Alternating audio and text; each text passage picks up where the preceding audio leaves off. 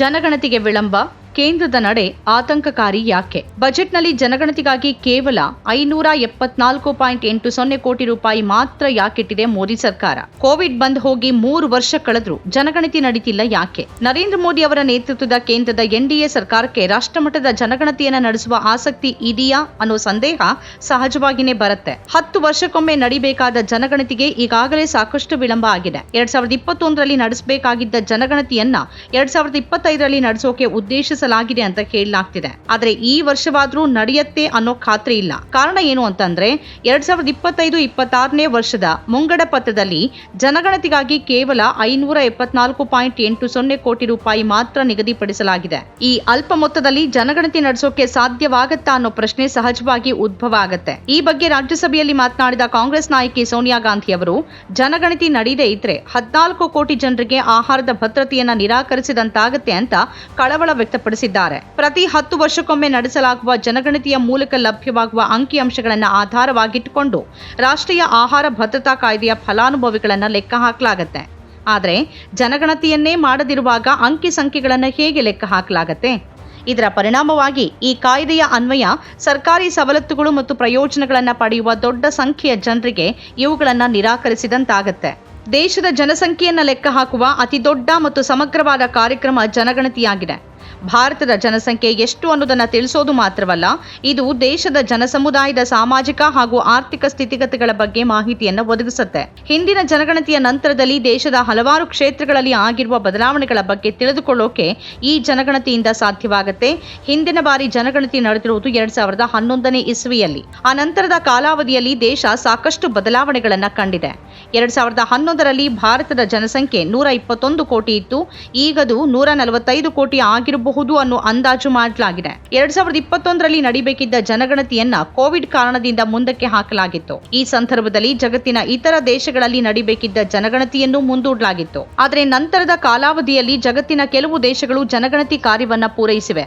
ಆದರೆ ಜಗತ್ತಿನಲ್ಲಿ ಅತ್ಯಂತ ಹೆಚ್ಚು ಜನಸಂಖ್ಯೆಯನ್ನು ಹೊಂದಿರುವ ಭಾರತ ಇನ್ನಷ್ಟೇ ಜನಗಣತಿ ನಡೆಸಬೇಕಾಗಿದೆ. ಯಾವುದೇ ದೇಶದಲ್ಲಿ ಜನಸಂಖ್ಯೆಯ ನಿಖರ ಅಂಕಿಅಂಶಗಳು ಇಲ್ಲದೆ ಇದ್ದಾಗ ದೇಶದ ಸಾಮಾಜಿಕ ಆರ್ಥಿಕ ಕಾರ್ಯಕ್ರಮಗಳು ಹಾಗೂ ನೀತಿ ನಿರೂಪಣೆಗಳ ಮೇಲೆ ಅತ್ಯಂತ ಗಂಭೀರವಾದ ಪರಿಣಾಮವನ್ನು ಉಂಟು ಮಾಡುತ್ತೆ. ಸರ್ಕಾರ ಸಂಪನ್ಮೂಲಗಳನ್ನು ವಿನಿಯೋಗಿಸುವಾಗ ದೊಡ್ಡ ಸಮಸ್ಯೆಗೆ ಕಾರಣ ಆಗತ್ತೆ.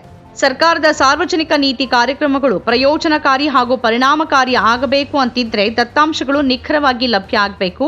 ಆಗ ಮಾತ್ರ ಸರ್ಕಾರ ನೀತಿ ಕಾರ್ಯಕ್ರಮಗಳನ್ನು ಸರಿಯಾಗಿ ರೂಪಿಸೋಕೆ, ಫಲಾನುಭವಿಗಳಿಗೆ ಅವು ಲಭ್ಯವಾಗುವಂತೆ ಮಾಡೋಕೆ ಸಾಧ್ಯವಾಗುತ್ತೆ. ಸರ್ಕಾರದ ಕಾರ್ಯಕ್ರಮ ಹಾಗೂ ನೀತಿ ನಿರೂಪಣೆಯಲ್ಲಿ ನೆರವಾಗುವ ರಾಷ್ಟ್ರೀಯ ಕೌಟುಂಬಿಕ ಆರೋಗ್ಯ ಪರಿಸ್ಥಿತಿ ಮತ್ತು ಸಮೀಕ್ಷೆ, ಕಾರ್ಮಿಕರ ಸಮಸ್ಯೆ, ಜನಸಂಖ್ಯೆಯ ಸಾಮಾಜಿಕ ಮತ್ತು ಆರ್ಥಿಕ ಸಮಸ್ಯೆ ಇವೆಲ್ಲವೂ ಜನಸಂಖ್ಯೆಯ ಖಚಿತ ದತ್ತಾಂಶಗಳಿಂದ ಗೊತ್ತಾಗುತ್ತೆ. ಭಾರತದ ಜನಸಂಖ್ಯೆಯ ಪ್ರಮಾಣ ಇಳಿಮುಖವಾಗ್ತಿರುವ ಬಗ್ಗೆ ಜಾಗತಿಕವಾಗಿ ಎಲಾನ್ ಮಸ್ಕ್ ಸೇರಿದಂತೆ ಅನೇಕರು ಆತಂಕಕ್ಕೊಳಗಾಗಿದ್ದಾರೆ.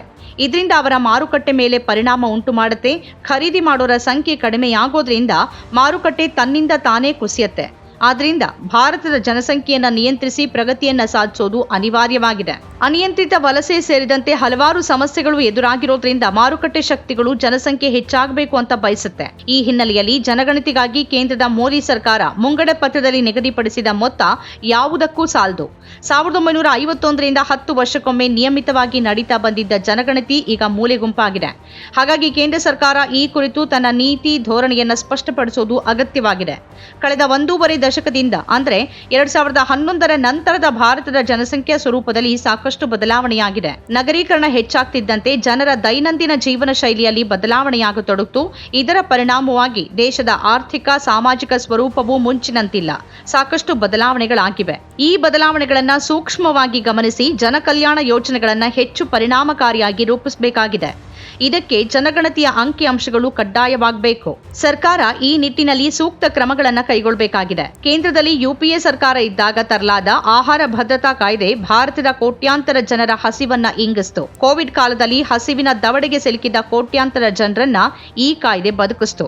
ಅದನ್ನ ಮತ್ತಷ್ಟು ಪರಿಣಾಮಕಾರಿಯಾಗಿ ಅನುಷ್ಠಾನಕ್ಕೆ ತರಬೇಕು ಅಂತಂದ್ರೆ ಆದಷ್ಟು ಬೇಗ ಜನಗಣತಿ ನಡೆಸಿ ಲಭ್ಯವಿರುವ ಹೊಸ ಅಂಕಿಅಂಶಗಳನ್ನು ಪರಿಗಣಿಸಿ ಆಹಾರ ಭದ್ರತಾ ಕಾಯ್ದೆಯನ್ನ ಪರಿಷ್ಕರಿಸಿ ಜಾರಿಗೆ ತರಬೇಕು.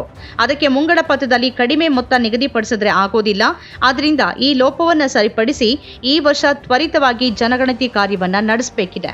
ನಮ್ಮ ಕಾರ್ಯಕ್ರಮಗಳನ್ನ ನೀವು ನೋಡ್ತಾ ಇದ್ರೆ ನಮ್ಮ ಚಾನೆಲ್ ಅನ್ನ ಸಬ್ಸ್ಕ್ರೈಬ್ ಮಾಡಿ, ಪಕ್ಕದ ಬೆಲ್ ಐಕಾನ್ ಒತ್ತಿ ನಮ್ಮನ್ನ ಬೆಂಬಲಿಸಿ. ಹಾಗೆ ನಮ್ಮ ಕಾರ್ಯಕ್ರಮಗಳನ್ನ ಲೈಕ್ ಮಾಡಿ, ಕಮೆಂಟ್ ಮಾಡಿ, ಅದನ್ನ ಬೇರೆಯವರಿಗೂ ವಾಟ್ಸ್ಆಪ್ ಮೂಲಕ ಶೇರ್ ಮಾಡಿ. ನೀವು ಹೀಗೆ ಮಾಡಿದಾಗ ನಮ್ಮ ಚಾನೆಲ್ ಮತ್ತಷ್ಟು ಜನರಿಗೆ ತಲುಪಲು ನೀವು ನಮ್ಮೊಂದಿಗೆ ಸಹಕರಿಸಿದ ಹಾಗಾಗುತ್ತೆ. ಇದು ನೀವು ಯಾವುದೇ ಖರ್ಚಿಲ್ಲದೆ ಕೆಲವೇ ಸೆಕೆಂಡುಗಳಲ್ಲಿ ನೀಡಬಹುದಾದ ಸಹಕಾರ.